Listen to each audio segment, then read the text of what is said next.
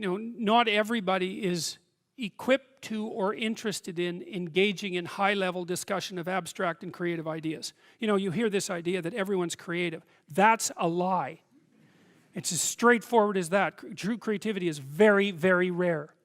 And if you happen to be a creative person, or if you happen to be someone who's profoundly interested in ideas, you are in a pronounced minority, just as you are if you happen to be extremely extroverted or extremely agreeable or extremely conscientious. These are minority issues, and what you do is you find like-minded people who are capable of engaging that. Heavyweight weightlifters compete with heavyweight weightlifters for a reason, and everyone thinks that's fine, and the same thing applies to intellectual and creative endeavors. So what you do is you try to find a community where that's the nature of the community, and you likely have to find a relationship like that as well. So I don't think so. I think what contributes to the siloing is the arrogance that goes along with it. Because if you can be interested in ideas and you can be creative, well, that's the arrogance of the intellect, right? That's the thing the Catholic Church had warned about for centuries, is the arrogance of the intellect. So because if you're wise as well as smart, and there is no relationship between being smart and being wise, they are not the same thing. There's no quick pathway from smart to wise. And many of the people who I've known who were very wise some of them were intellectually impaired and were still wise, So it's the arrogance that brings up the block. And I see this, for example, happening in the United States in particular, because the last time I went down there, for example, I had friends down there, and some of those friends are very, very smart people, and some of them were talking about the Trump voters, and they were talking about the Trump voters with contempt. And I thought, you better watch that, because that's 50% of the damn population. And it might be convenient to think that they're stupid and beneath you, but it's not conducive to a civil state, and there's no evidence that it's true, because there isn't a straight line between intelligent and wise.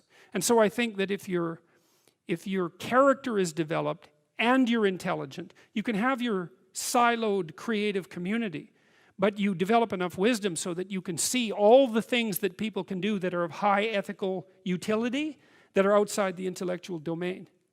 And I think that's why in the New Testament, I think that's why Christ is a carpenter, right? Because, well, first of all, a carpenter is one of those jobs that when you're dishonest, it manifests itself immediately, because what you build falls down. And so if you're an honest carpenter, you build a good house. So there's a nice metaphor there. But it's also a warning, in some sense, against the equation of intellectual brilliance with moral superiority.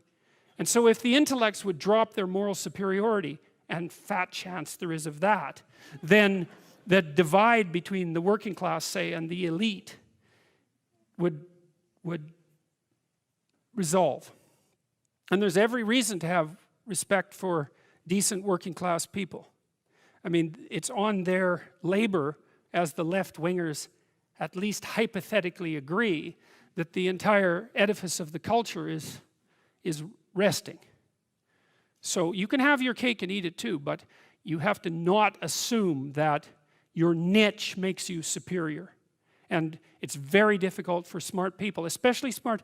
There's this scene in Nietzsche's, it's in Thus Spake Zarathustra, where Zarathustra, the prophet, comes down from the mountain, and he comes into a public square, and there's this crowd around this little midget who's only about this high, who has a gigantic ear, and everyone is marveling at him. Well, that's what the modern intellect is like. It's a midget with a giant, well, mouth generally, not an ear. And the being is underdeveloped, but the intellect is hyper activated. And it makes the person extraordinarily unbalanced. And it's partly because they can't compete outside the intellectual realm. And that makes them very bitter, because they tend to think, well, God, I'm so smart, everything should just come to me. It's like, sorry, that's not how the world works.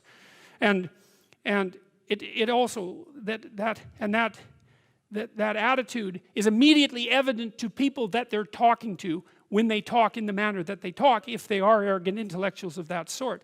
You see that in, The Simpsons did a good job of that with Comic Book Guy, right? I mean, he completely useless in every possible dimension with an IQ of about 160. And it's very annoying to people who have an IQ of 160 that they can also be completely useless.